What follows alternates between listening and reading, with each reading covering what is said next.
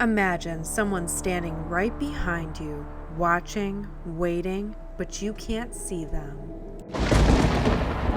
That's right, today I'm taking on the Invisible Man. He may be invisible, but trust me, this project you're definitely going to want to see. Hi, I'm Kristen, and this is my Wicked Workshop, which also is my kitchen table. Every year I decided I'm gonna make a universal monster. Last year I made the creature from the Black Lagoon, my favorite universal monster, but this year I'm gonna make the Invisible Man. I'll show you who I am and what I am.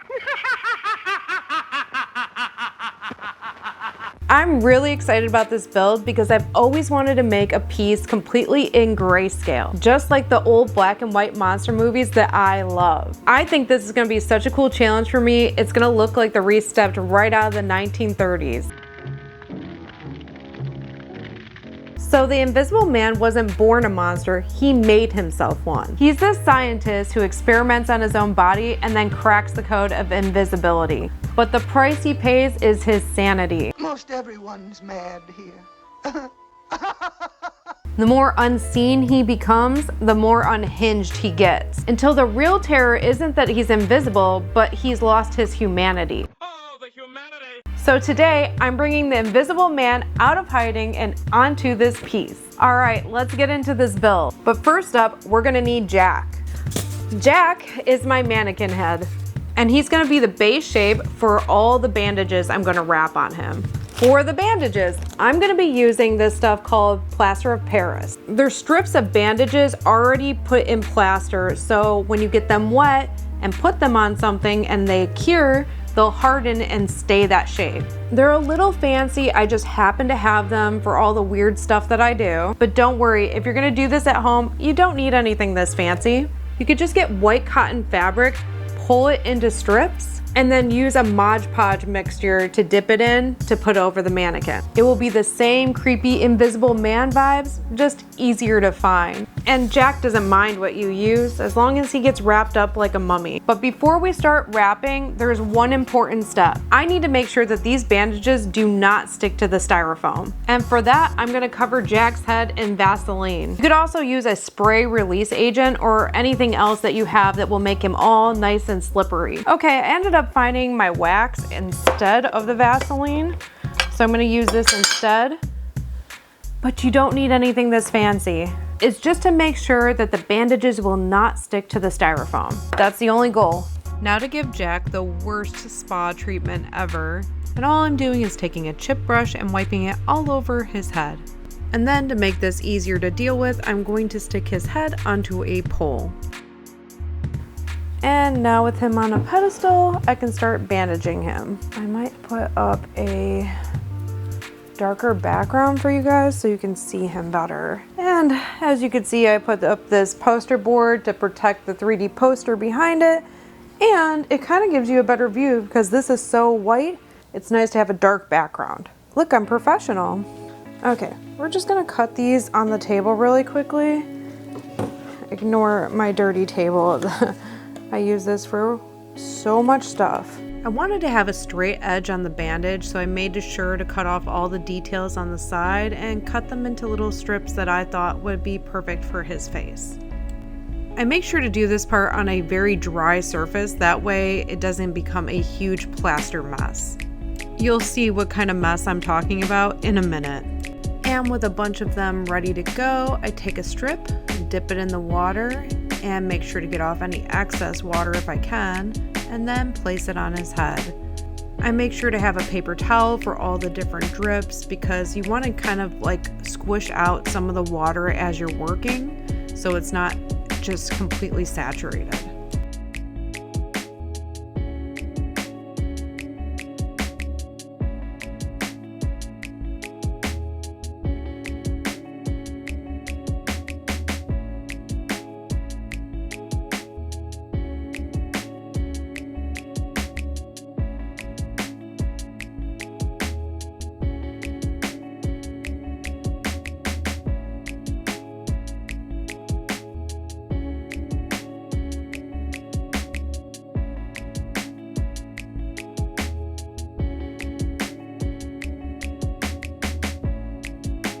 Okay, and now we're just gonna let him dry. And I love these cool little peekaboo parts. Anyways, but look how happy I am that I put up this backdrop.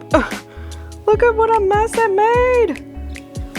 And that would have been all over my Wednesday 3D poster, so I'm really glad that I was smart enough to put that up. Creepy, right? It's almost like he's watching us. While Jack's bandages are drying, I'm gonna jump over and start painting the wreath base because no monster is complete without a good backdrop. And I'm gonna paint the wreath base black with some gray tones. Just like I said, I wanna keep that same old school black and white feel from the 1930s. So let's go outside where it is Florida out there and really hot. It's the worst time of year. But anyways, let's go. We've come to the part of the program where I am going to do the traditional safety dance. Mer, sir. We can act if we want to, if we don't, nobody will. And you can act real rude. That is the safety dance. Make sure to wear your ventilators and save your lungs, kids. And back to the project. Sorry, I have to. Anyways, now I'm just spray painting the wreath black. Okay, now that the wreath base is drying outside, I can come back to Jack. As you can see, the bandages have dried and hardened into a shell. So now we have to get rid of the styrofoam man underneath. So sorry, Jack, your job is done. Don't worry, Jack loses his head for a good cause, and I would be lying to say I've never removed.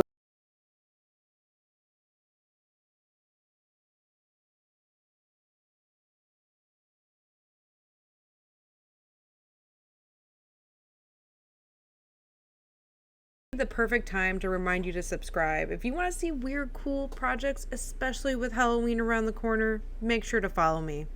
This is the part where I start pulling the styrofoam out from the bandages. And I'm not gonna lie, I thought this step would be way easier, but it turned out to be a bit tough and pretty messy. I also ran into a little issue with the bandages. Normally I would use Vaseline or something similar, but I think the wax made them not want to dry properly, so I let everything dry out really well, and then I decided to seal it all in a layer of resin. Good morning and welcome to my kitchen. The other side of my kitchen with the doors. Sometimes I like to work over here because it's easier to get to the wreath, so that's what we're gonna do today. As you can see, I painted it black, put some lights on it, and painted the wire of the lights so it would all matchy match. Ta-da! It's done. Get it? It's invisible. So funny. And here's the Invisible Man. We got rid of all the styrofoam and I brushed it in resin so it would be nice and hard. I'm really glad I brushed it in resin because this thing, it ain't going anywhere now. And though the bandages give the perfect outline for the Invisible Man, we still need a couple little things to make him perfect. I got to go to Spirit Halloween this week to get this beautiful hat and of course scientific looking goggles. There's just always one thing I don't really understand about the Invisible Man movies. Why he never has eyelids when he's invisible. So like he's always complaining he can't sleep and stuff like that because he's got no eyelids to shut out the light. So that's why he's always wearing glasses. But why is that the only part of his body he's missing? I don't get it. But anyways, let's get him his goggles so he's not blinded anymore. Boom! That's perfect. And of course, his hat. Oh yeah! And just like that, the Invisible Man has now made his appearance. All right, let's get him up on his wreath. So I do what I normally do. I take a dowel rod, put it through the wreath, and then put the piece on the wreath that I want on the wreath. But I'll tell you what, right here, why that doesn't work.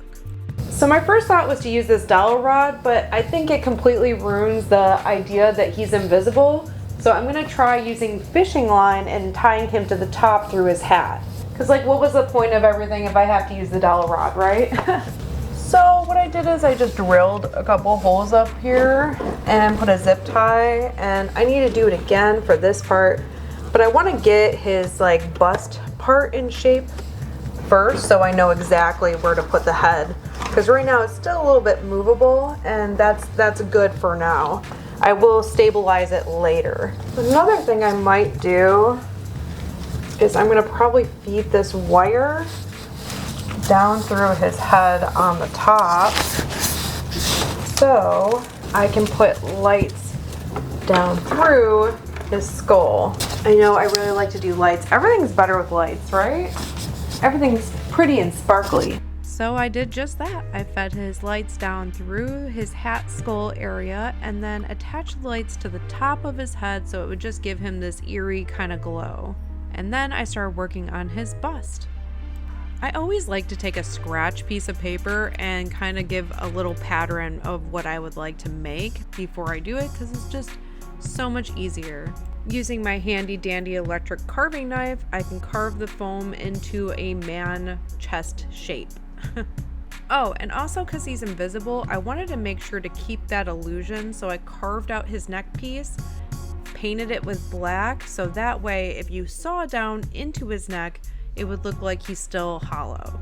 Now with the bust in place, I can start making his jacket and his necktie, and I pin it up and sew it just like it is a real jacket. It's these types of details that really bring him to life, even if you can't see him. Also, I make sure to tie his necktie just like you would see him in the movie. Good morning! Okay, I just want to start off by saying I usually don't look this glammed up, but I wanted to try out some new makeup and then it just kind of snowballed and now I look like this.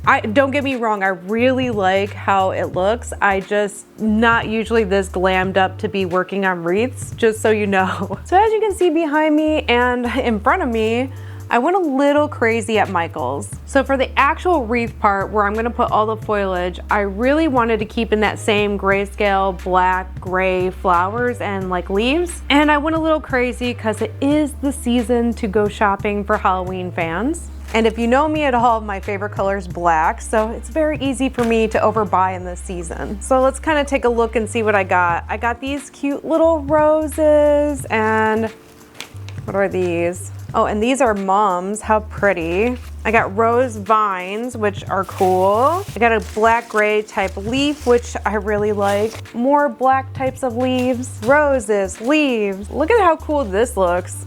I mean, it feels really strange, like rubbery, and I don't really like the feeling of it, but it looks really cool. And that's all that matters. And I still got more leaves and roses, and then I got these big roses that are really pretty.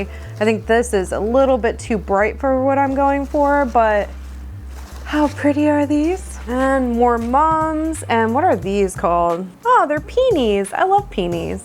And I really like these. They're like gray, sparkly, what do they call them? Let's see. Black moss.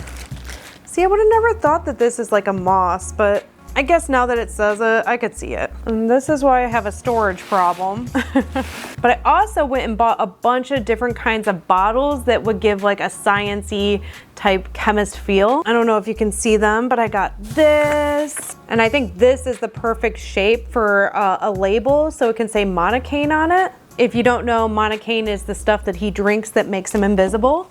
I got just some more bottles. Look at this cool little science-y looking one. This one looks like straight potion. I mean, if this doesn't scream science, I don't know what would. Oh, and this guy, check this out. This definitely deserves to be in a mad laboratory, you know? Oh, and you know what else I got? Glue sticks. Let me tell you how much I love Gorilla Glue. It is the best, and I'm not sponsored by them or anything like that. I wish they would collab with me because I am one of their biggest customers. I consistently use their adhesives and I absolutely think it is the best brand. I also use their construction glue all the time and also their hot glue gun. And this thing has been through some stuff. Check out how old and like dingy it is at this point because I've had it for a couple years. But it's wonderful because you can change the heat setting. Very important. And changing the heat setting is everything. But anyways, so here's all the stuff that I bought to make this wreath grayscale and science-y. I usually don't have a design in mind when I'm trying to like arrange the floral on the wreath. I just really like to play around with what I have and see what looks best, and that's what works for me. And it will be the same with this. I'm just gonna play around, kind of see where I like it to go, and go from there. Ta-da! Look how cool he looks. I love him so much.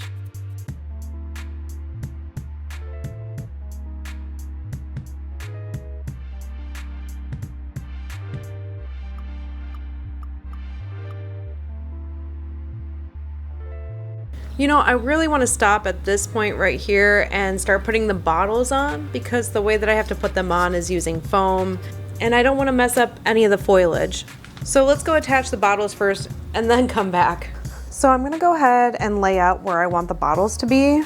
And one good tip I have is if you have something that's awkward like this, I personally like to put pieces of wood or popsicle sticks to hold the piece in place of where I want it to be.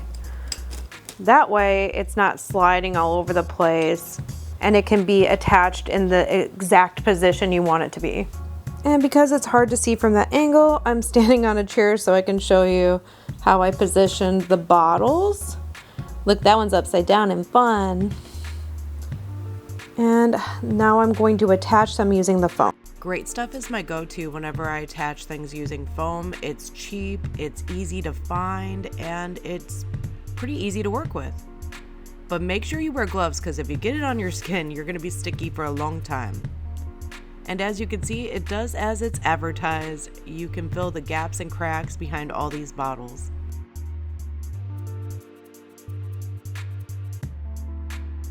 Now to wait until the foam cures. Well, while we wait, what do you think, Zeus? Should we go for a walk? Should we go for a walk? Should we go for a walk? Come on, buddy. Oh man. Oh, Zeus, he's the best. Isn't he so cute? Now that Zeus is walked and the foam is cured, I can pull off all the excess foam that I just don't want to see. And then I carefully pull off the glass bottles. This way I can paint the foam underneath and then use Gorilla construction glue to glue the bottles back down. That was an awkward sentence, but I do this so it's easy for the foam to blend in with the rest of the wreath. Then I made this cool grayscale Monocane label for the bottle. And now I'm gonna make up some resin for the liquid that goes in those bottles. Of course, sticking to my grayscale, I add white and black to make kind of a gray resin before adding the rest of the hardener. And then just using some scrap pieces of paper, I make these paper funnels to make sure that the liquid doesn't go all over the bottles, but actually down in them. I just took my time and made sure I was very careful, because if this gets on anything, it's a mess. And of course, because nothing is easy, I had to wait for the morning to go back to Michael's to buy one more bushel of those roses. But now I can finish putting all that floral in place.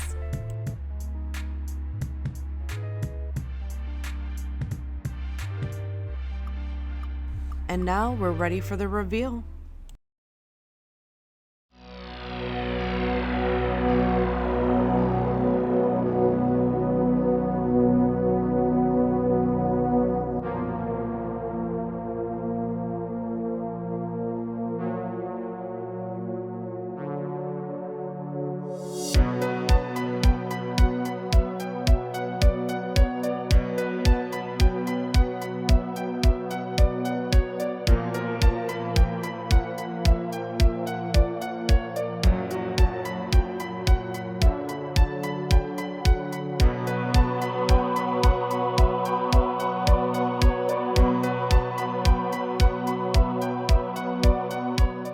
A huge thank you to my coven over on Patreon. You all are the Monocane to my Jack. My Patreon actually voted on this project. If you want to be a part of voting for future projects, make sure to go check it out.